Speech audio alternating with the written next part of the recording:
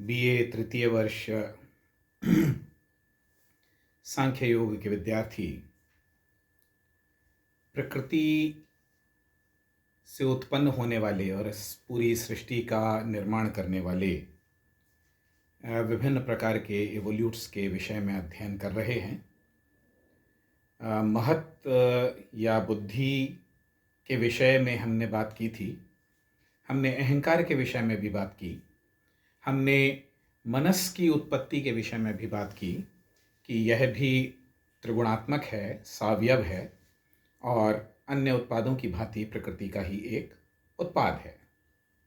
हमने sense organs की यानी कि ज्ञानेंद्रियों की या जिसको बुद्धिंद्रियां कहा जाता है उनके भी इवोल्यूशन की चर्चा की और हमने मोटर ऑर्गन्स के इवोल्यूशन की यानी कि जिनको हम कर्मेंद्रियां कहते हैं, 5 प्रकार की कर्मेंद्रियां, उनकी चर्चा भी हमने की।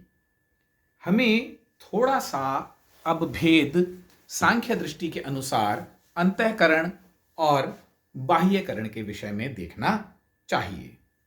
मनस और द माइंड, अहंकार और the ego and the intellect, that is the buddhi, are called the internal organs और द अंतःकरणस। यानी कि मनस, अहंकार और बुद्धि, यह तीनों अंतःकरण कहलाते हैं क्योंकि इनकी स्थिति बाह्य या उस तरीके से भौतिक प्रतीति वाली स्थिति नहीं होती। यह आंतरिक ऑर्गन्स हैं, इसलिए हम इनको आंतरिक करण हैं, इसलिए हम इनको अंतःकरण कहते हैं। The 5 sense organs, that is the बुद्धि इंद्रियास, जिससे कि जो हमारे ज्ञान के साधन बनते हैं, मैंने बात की थी, विद्यार्थियों को विदित है कि 5 प्रकार की जिनसे संवेदन हम प्राप्त करते हैं ऐसी इंद्रियां हमारी बुद्धि इंद्रिय कहलाती हैं।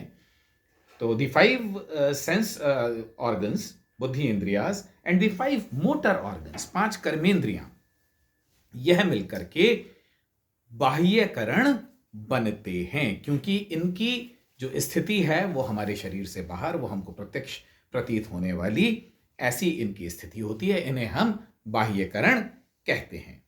The 10 bahyakaranas condition the function of antahkaranas. यह बाह्यकरण प्रभावित करते हैं, ना केवल प्रभावित करते हैं बल्कि अंतःकरण की गतिविधियों को निर्धारित करते हैं।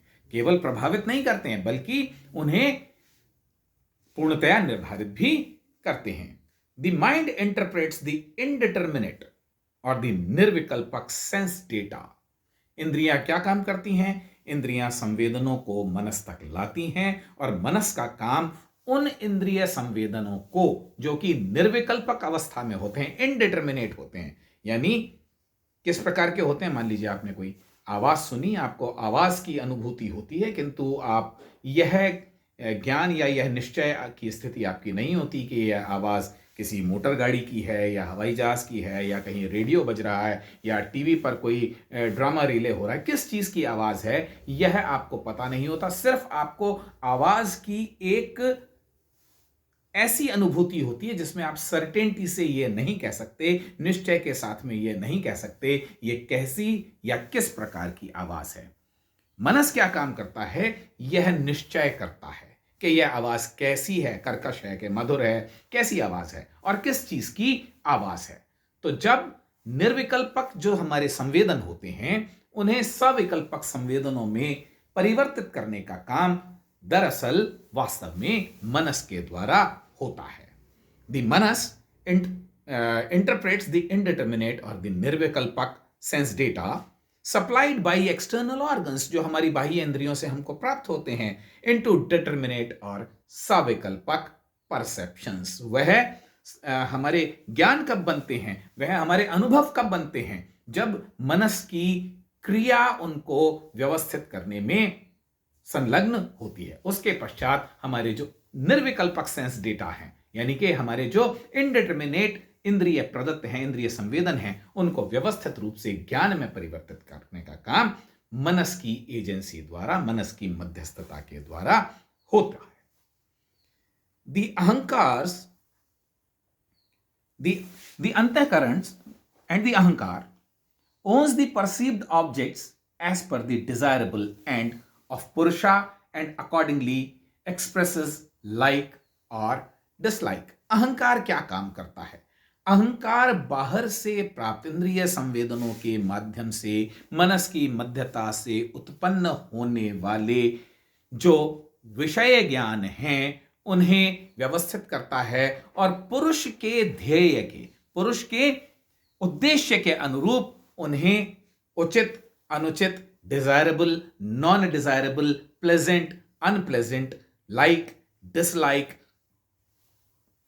सुरुचिपूर्ण, अरुचिपूर्ण, इस प्रकार के विषय ज्ञान में परिवर्तित कर देता है।